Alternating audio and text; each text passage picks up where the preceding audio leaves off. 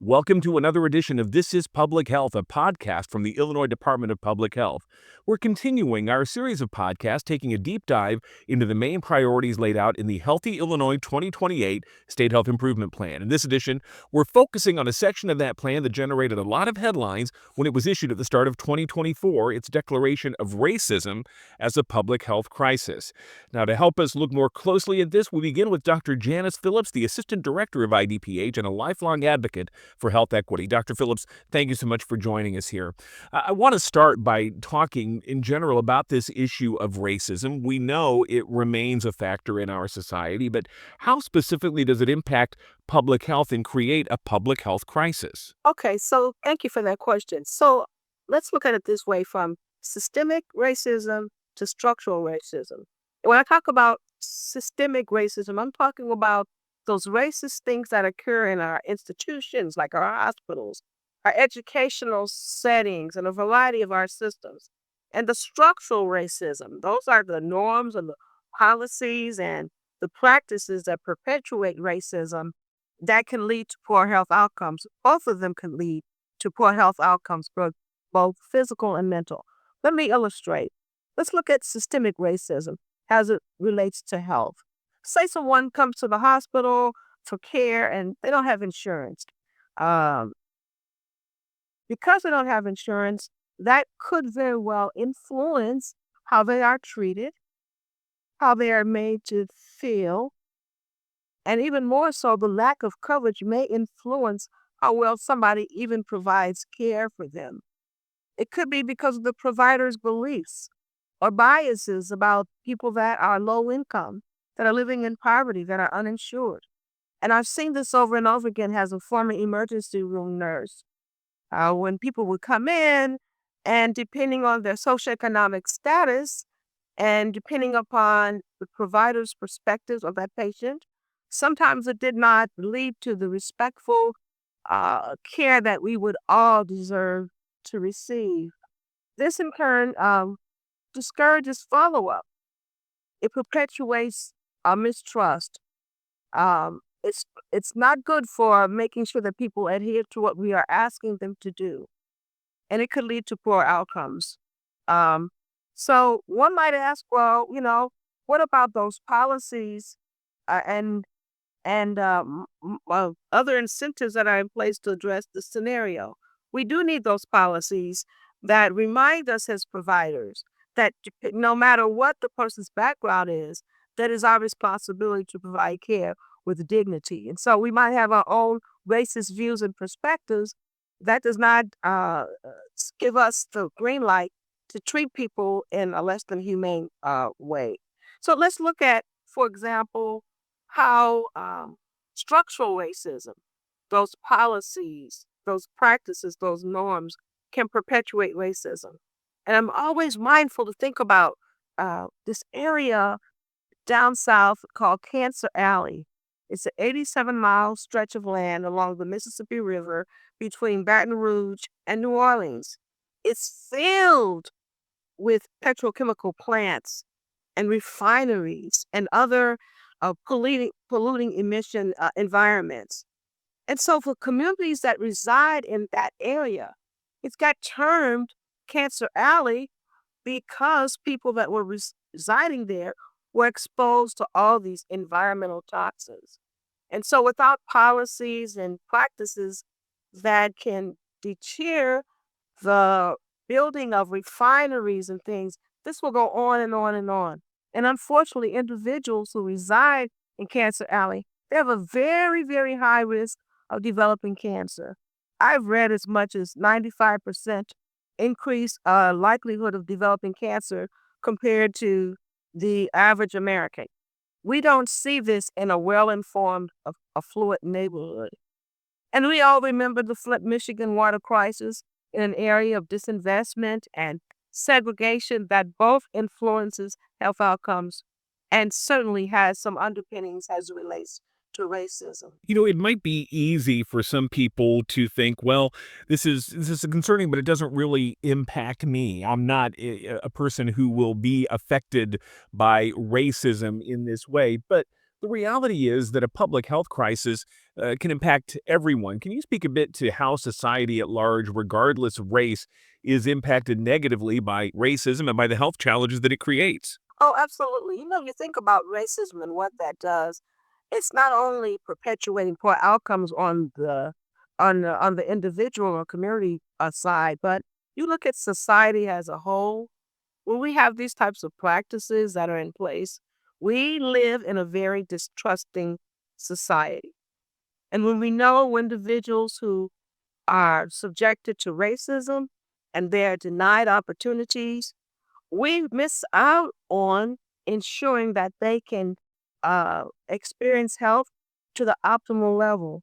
We miss out on making sure that um, uh, issues such as housing and education and employment is available for everyone. And without these things in place, and without some mitigation of these racist practices, individuals who are subjected to racism cannot be active participants in our society. So we actually miss out on that. We miss out from a distrust perspective. We miss out on the perspective of uh, experiencing what other people have to offer to keep our society moving. As you noted, there are a lot of complex and interconnected factors that go into this that create these health inequities. The State Health Improvement Plan does lay out some strategies to address this public health crisis of racism. Now, the first of these is to build the public health system's capacity to advance health and racial equity and dismantle oppressive systems. You've talked about this systemic racism. So, what does it mean to dismantle oppressive systems, and how do we achieve that? Well, first of all, we have to be honest with ourselves. We have to name it. And we have to bring the discussion forward and that it does exist in our society. And it doesn't matter what neighborhood you live in or where you're from, it could impact all of us. And I think another strategy to address this, after we name it and after we have open discussions about what that is and what it looks like and how it impacts society, we've got to invite individuals in our communities who are most impacted to the table to have those discussions to help us better understand how we can find collective solutions. Another strategy, which is receiving some attention in the public health space, is considering a health and all policies approach to decision making. That means taking into consideration the impact of determinants of health, such as housing and transportation and education. Looking at those factors when we look at our policy making process, how are we incorporating those types of things in our decision making? And how does that impact health and well being? I think workforce diversity is another strategy. There's a lot of studies that say that people of color in particular like to see someone just like them providing their care. So that patient provider cultural concordance is very important. And so we've got to do a better job at trying to recruit a diverse workforce. We've got to make sure that when we go out into the field to do our recruitment activities, that we're reaching populations that have not been actually invited to be a part of public health. And then there's this whole notion about uh, very specific and intentional education around implicit bias. We all have our biases, but we've got to make sure that we are examining how we feel about those that are entrusted in our care who might be subjected to racism and making sure that we're not a part of that, but we are more of a part of the solution. And then, of course, investing in communities, which is what we do here at IDPH, making sure that our programs are targeted to those marginalized communities. We have data that can inform us where the greatest needs are, and we have to make sure that we are incorporating those data in our outreach and our programs and our policies and our practices. A complex problem obviously requires a multifaceted solution, and you covered a lot of ground there. I want to go back to one area in particular you referenced, and that is creating that diverse yet skilled public health workforce that will help to dismantle those systems of oppression. Why is it so important to have that diverse public health workforce, and what's being done to help achieve that? Well, the workforce should mirror the demographic characteristics of our state. at IDPH, we are lucky in that we have demographic representation. We need geographic representation. It's not just about urban settings, but urban, suburban, and rural settings as well.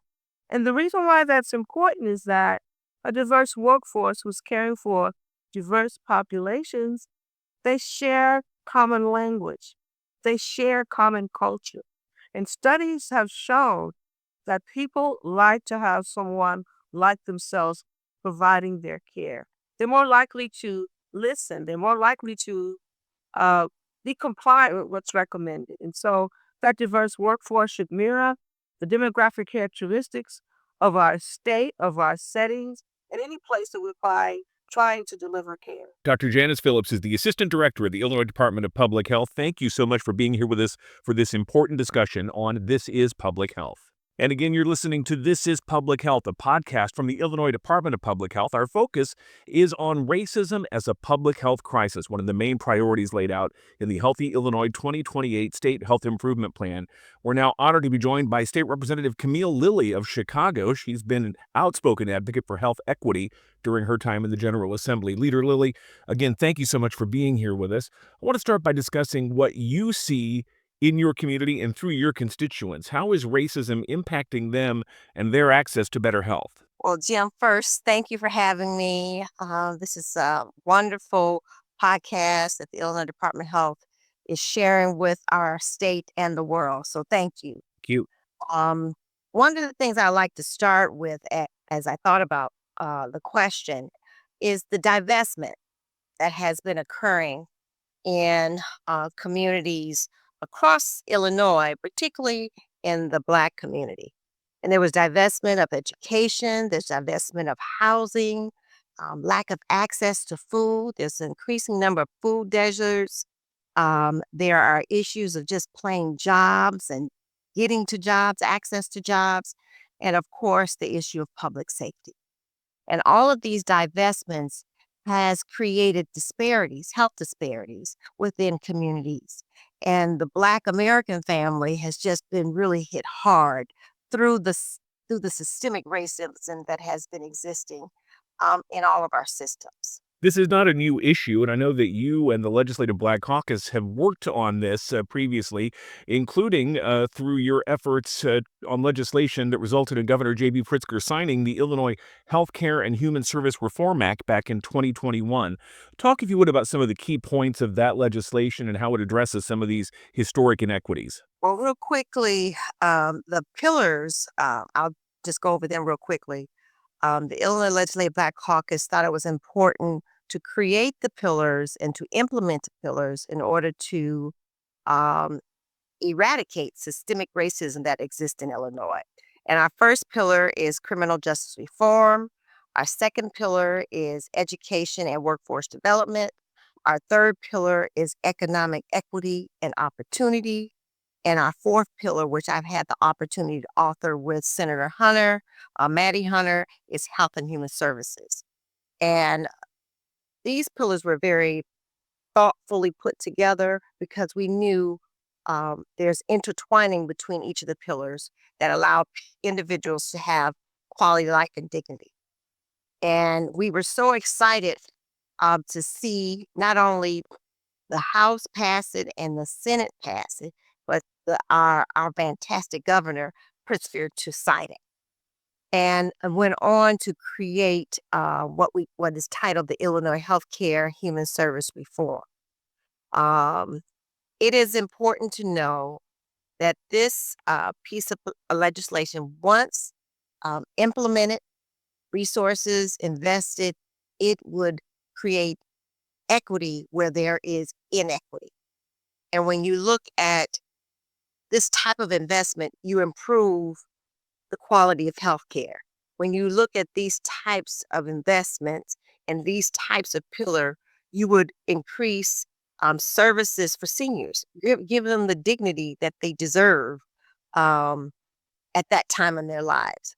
It expands and make available mental health services when you do these types of investment. And of course, you improve access to health care and hospital services in the community because you create investments that sustains these resources in the community, ultimately leading to quality of life and dignity of life for all.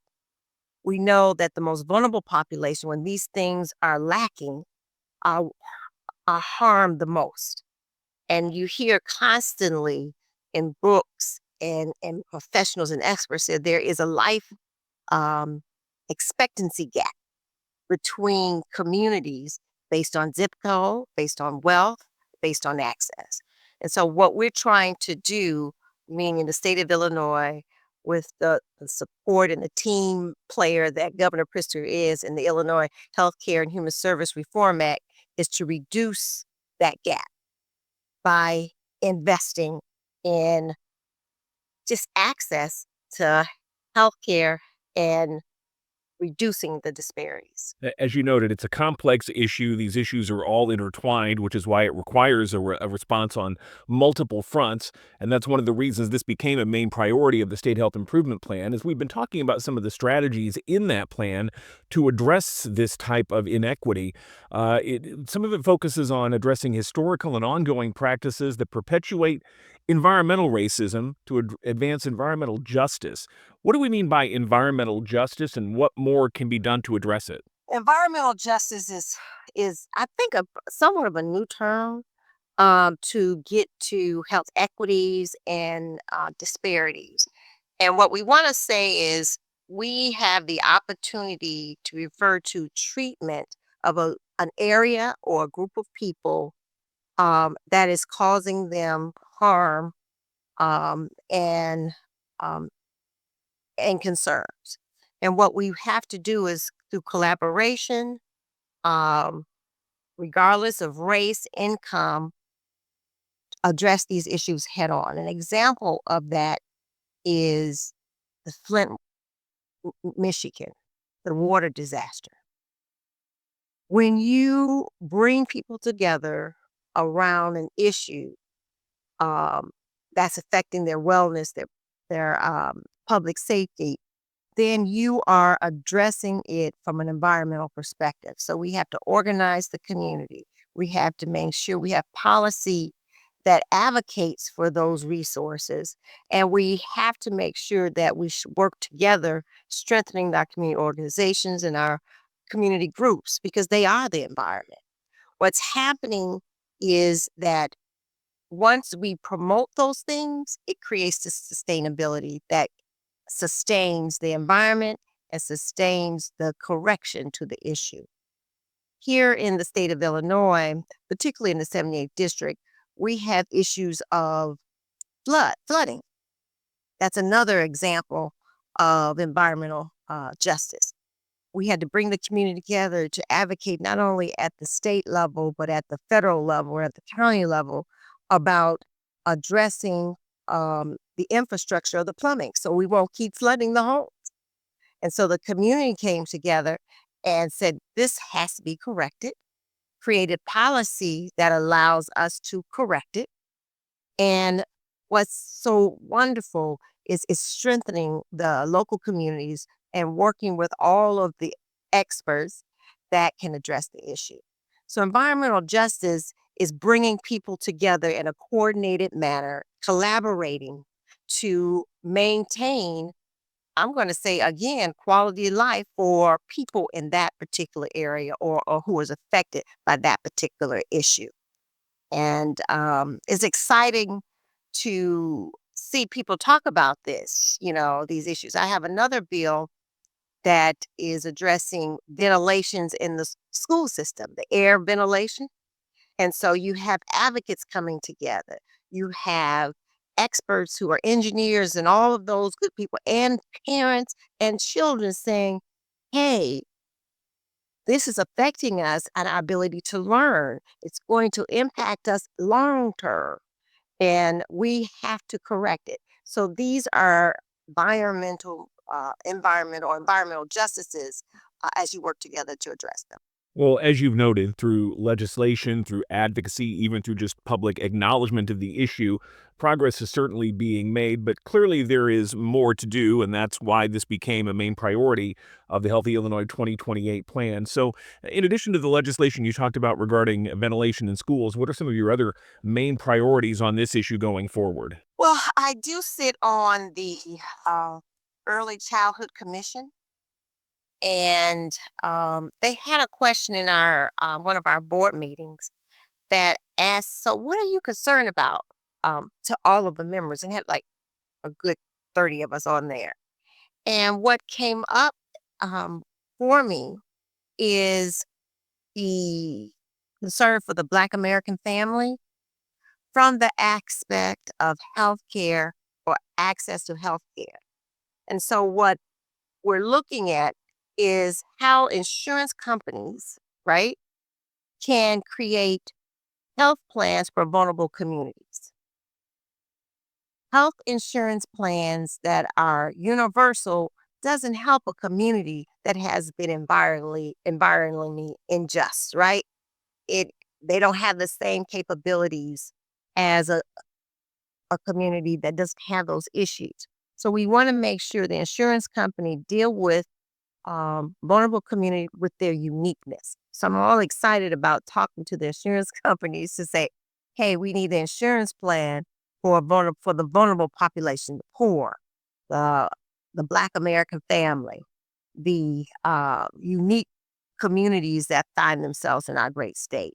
It's also important to know that uh, as we look at our um, Illinois preamble, and all the things we say in there that we're going to do for our citizens. We need to lift that up with the basic essentials that gives people quality of life. We have to implement access to housing. We have to implement access to education. We have to implement access to health care. We have to implement access to food. We have to implement access to public safety and people feeling safe in their communities. And once you do these basic essentials, you can turn a community around. You can turn an individual life where they feel they have quality and they feel they have dignity because people are treating with them concerns and investing in them. And ultimately, it creates the mental health and the physical well-being of all. And so my hope, my hope is collectively as the 104th General Assembly that along with our partner, Governor Pritzker, we start looking at um, our communities and our citizens through the lens of Healthy Illinois 2028 plan that addresses these basic essentials that I just mentioned. So I'm excited about it. Illinois State Representative Camille Lilly, thank you so much for your advocacy on this important issue. Thanks for being here to talk to us about it. Also want to thank our prior guest, the IDPH Assistant Director, Dr. Janice Phillips, and thanks to all of you for being here as well. Join us next time as we continue our look at the Healthy Illinois 2028 plan on This is Public Health with the Illinois Department of Public Health.